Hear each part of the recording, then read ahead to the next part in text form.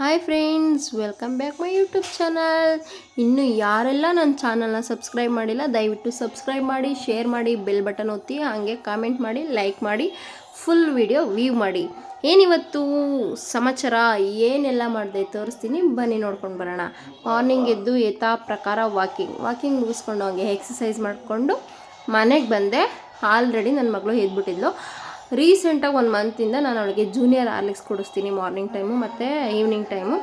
So ಬಿಸಿ ಮಾಡಿ ಇದು ಹಾಲು ಕಾಯಿಸಿ ಅವಳಿಗೆ ಹಾರ್ಲಿಕ್ಸ್ ಕೊಟ್ಟೆ. ಓಕೆ, ಮಾರ್ನಿಂಗ್ ಬಂದು ಟಿಫನ್ನು ಚಿತ್ರಾನ್ನ ಮಾಡಿದ್ದೆ.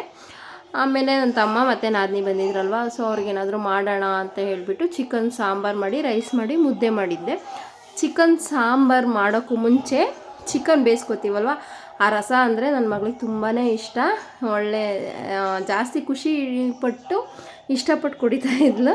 ಓಕೆ, ಚೆನ್ನಾಗಿತ್ತು ಮಮ್ಮಿ, ಸೂಪರ್ ಅನ್ಕೊಂಡು ಕುಡಿತಾ ಇದ್ಲು. ಸರಿ, ಓಕೆ ಕುಡಿಸಿ ಅದಾದಮೇಲೆ ಅವಳನ್ನ ಮಲಗಿಸಿದ್ದೆ. ಊಟ ಆದಮೇಲೆ ಮಲ್ಕೊಂಡಿದ್ಲು ಸ್ವಲ್ಪ ಹೊತ್ತು. ನಾವು ನನ್ನ ತಮ್ಮ, ನನ್ನ ನಾದಿನಿ ನಾವೆಲ್ಲ ಬಾಲಾಡ್ತಾ ಇದ್ವಿ ಅವಳು ಮಲ್ಕೊಂಡಾದ್ಮೇಲೆ.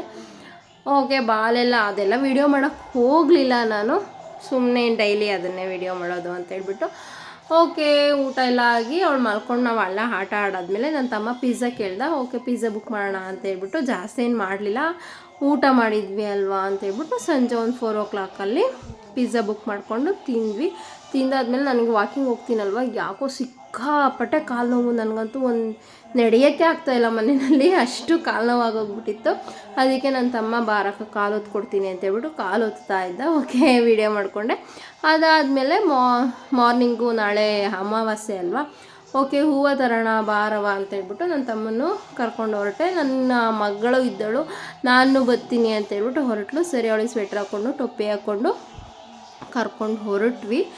ಅವ್ರ ಮಾವನ ಮೇಲೆ ಸವಾರಿ ಮಾಡ್ತಾಯಿದ್ದಾಳೆ ನೋಡಿ, ರಾಣಿ ಅವಳು. ಓಕೆ, ಆಮೇಲೆ ಅದೆಲ್ಲ ಆದಮೇಲೆ ನಾನು ನಡಿತೀನಿ ಅಂತ ಹೇಳ್ಬಿಟ್ಟು ಹೇಳಿದ್ಲು ಅವಳು. ಓಕೆ, ವಾಕ್ ಮಾಡ್ದಂಗೆ ಆಗುತ್ತೆ ಅಲ್ವಾ ಅಂತ ಹೇಳ್ಬಿಟ್ಟು ನಡೆಸ್ಕೊಂಡು ಕರ್ಕೊಂಡು ಹೋಗ್ತಾ ಇದ್ವಿ.